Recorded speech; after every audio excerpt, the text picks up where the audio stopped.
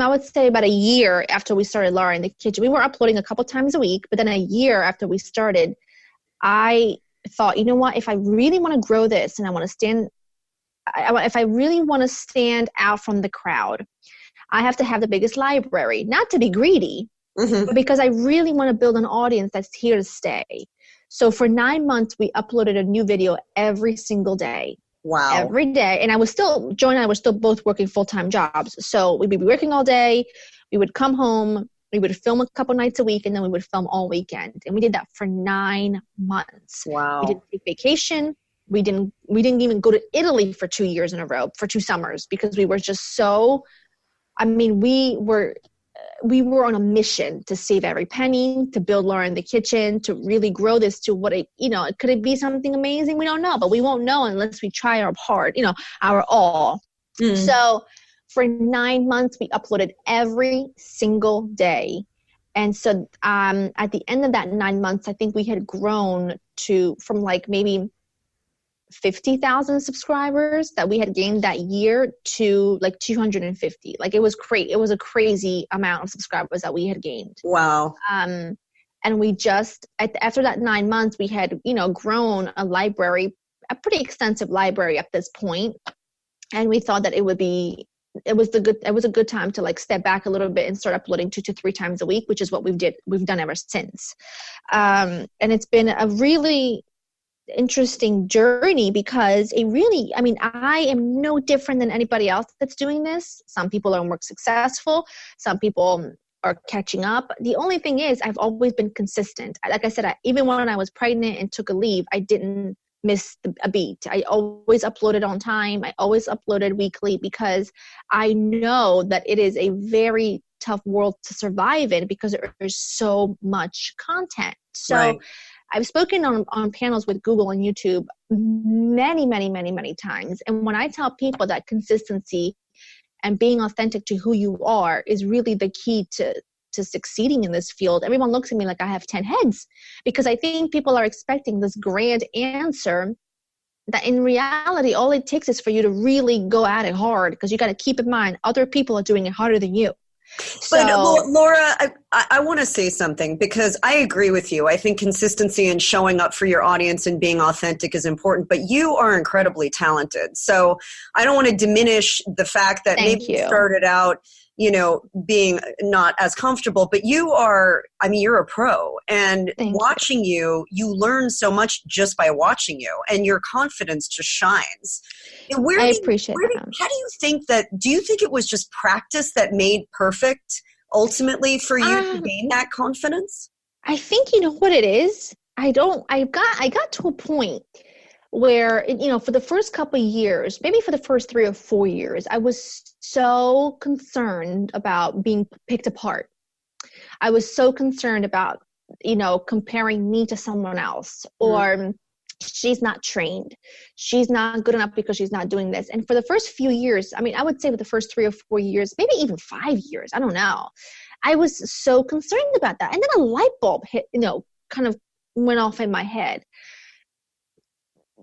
You don't really need anybody's approval. You don't really need other people's opinions. The opinions of people you don't know shouldn't affect you because you don't know them, Mm-hmm. And also, I'm not creating content for people that want to pick me apart. I'm creating content for people that are uplifting, that want to be here to have fun, that want to be here to laugh and to make a good meal. Even if they burn it halfway through, who cares? Start over, scrape off what's burned and hide the rest. You know what I mean? Right. That's the audience I want to appeal to. So if you are a perfectionist that wants to take advice from a trained chef, well, then you're not in the right place. And this is the great thing about what we do. This is the great thing about the internet is that there is somebody there for everybody. Yeah. So I listened to Rachel Ray speak at an event once, and she said, and this stuck with me. And she said, this is right when I had that light bulb moment. She said, people are entitled to their opinion. There was a website at the time. She said, there's a website called IHateRachelRay.com.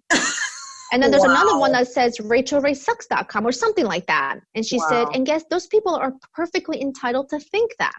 And I thought, she's Rachel freaking Ray. There is no, I mean, you don't get better than her. I'm sorry. I've loved and admired her for years. And then I met her in person and she's even better in person. So it's like, how can this woman do it all, Yeah.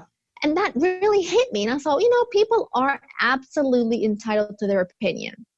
And I just, from that point forward, I just grew this confidence of, I don't really care that you don't like me, or that you don't think I do things properly, or that you might not think that I'm doing things well because I'm not trained. I know what I bring to the table. I know that I make people feel comfortable getting back into the kitchen. And that's really all that matters to me.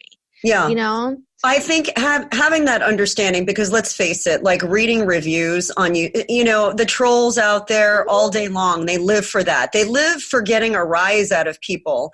And you have to just like bless the haters. You know what I'm saying? Like, you can have your opinion, but it's not going to impact what my mission and what I'm doing is. Yeah. I always say this. If I had a long, long dining table, and everybody was sitting at that table, all of my beautiful audience members were sitting at that table, and a few people got up and left because they were upset with me because I said something wrong, or they don't like me for whatever reason, I will leave that seat open for you to come back to. I don't have a malicious bone in my body. Yeah. I don't feel hatred for people that say awful things. I just hope that they turn around and come and enjoy the party again, because I'm taking nothing from them. Right. And it's interesting. I've read and heard very, like well-known people that have like over 100 million followers. And they, they kind of make this comment like, I'm sorry if what I said upset you so much. Like, I know we don't know each other, but the fact that you are spending your time being so upset makes me sad. And it's interesting. I think as our world has opened up and social media has taken such a huge role in our lives, we are very accessible to people. How do you balance that with your personal life? Because I know there's, it's hard to sometimes protect your family and your daughter especially, and then still have that transparent face where people feel like they can get to know you. How do you feel like you balance that? I think it's also important to remember that social media is a highlight reel, and you are seeing what people want you to see. People say all the time, I never see pictures of your daughter being cranky or upset. And I think, well, why would I? Why would I put a photo of my child having a temper tantrum on Instagram for people to pick apart? Why would I do that? Right. I intentionally post things that make you smile, or they'll bring joy to your heart. And I don't feel the need to bring any negativity to Instagram or social media. Life is so full of negativity, and the world is so full of just darkness. You know what I mean? I want to be a light. I want to be a light. When you come to my Instagram, I want you to see sweet photos of my child. I want you to see photos of delicious food, snippets of my home that bring me joy, and snippets of our family life, because truly, I'm the kind of person where if I'm happy, I want you to be happy too. Yeah. If I am enjoying Christmas early, I want you to enjoy it too. You know what I mean? I love that. I don't post things that I feel like could be scrutinized and picked apart and dragged, because there's just no point.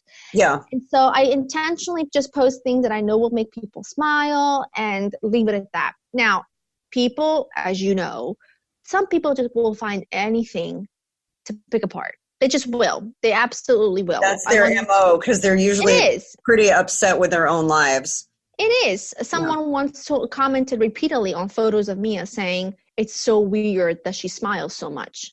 Think about that. Think about that. That has stood with me. Wow. Thinking, to find such, is to pick apart such joy and such happiness of a smile of a little girl. I mean, something's got to be wrong. You know what I mean? Yeah. But people will pick apart anything. So I go into it just feeling confident that what I post, there's no shame in what I post. My family's proud of what I post. I leave it at that. There are things that I keep private. There has to be a level, you have to have a level of just sort of a line on the road that I don't cross. You know what I mean? What is that line for you? Like, what would you not share? what I always say is there are topics I never bring up ever with anybody online or in interviews. And that would be finances, child discipline, religion, and politics. Those are the 4 topics I never, ever bring up, because no matter what your answer is, no matter what, there's going to be people mad at you. Yeah. You know what I mean? If I say, I really think that from the time you can work, you need to save every penny until retirement, people will say, how dumb. You should be spending it while you're young and you're having fun. You know what I mean? Like, no matter what you say, there will be backlash. So I've made the decision years before I even had a child that those are the 4 topics that I'm never going to bring up. And it's just better that way, because I think that's very smart, because I think,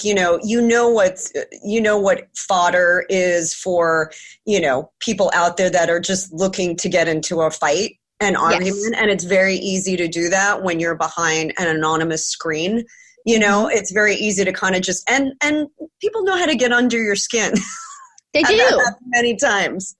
They do. And so I just don't talk about those things, because those are also things that are important to me and my family, and we keep it amongst ourselves. You don't have to share everything. If you're going to share everything, every marital problem you have, every financial issue you're coming across, then you're opening yourself up to be scrutinized. And then you can't really blame people for picking you apart.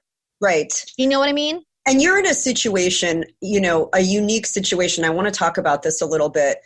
Your husband, Joe, is your partner in life and your business partner, and really your manager.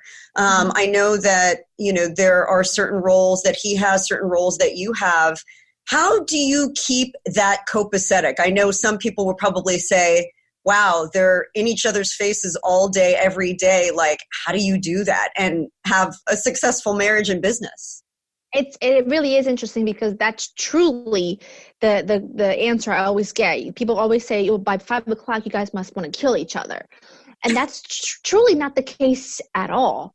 And it comes down to, first of all, when we started working together, we really didn't know what our roles were going to be. It was like, let's film this video and see where it goes. Once we started building a business, those roles became very clear.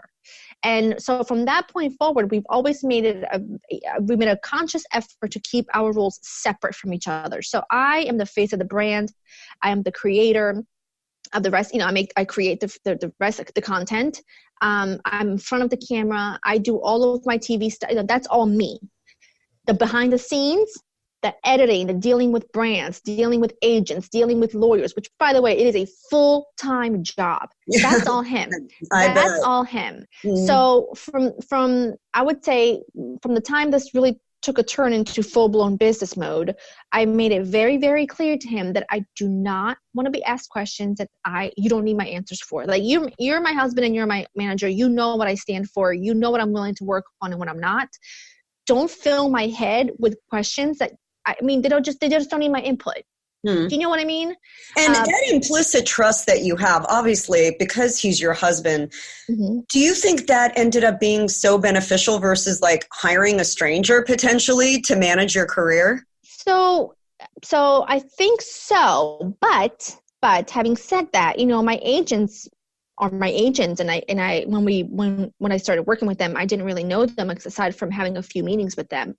But you have to really go with your gut, because I had met with a couple other agents before and really it was not the right fit. And I feel the same way about my agents that I do about Joe, and he's my husband and they're not related to me. So it's about finding a team that you trust completely and that has your best interest in heart.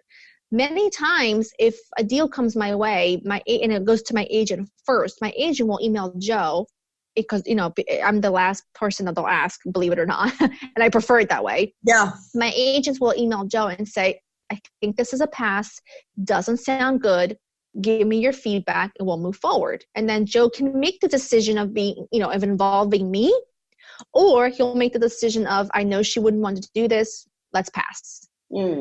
And that's wonderful, because I don't need my brain cluttered with so many questions. I have so many brands and so many deals that are up in the air every day that if I were to be involved in it, I would never do my job well, because My job is to be in the kitchen, create content for Laura in the kitchen, for different partners that I'm working with, for whatever it is that's going on. My job is not to be on the phone with people and literally losing my mind because we can't come to an agreement on something. I love you know that. what I mean? Yeah. That's his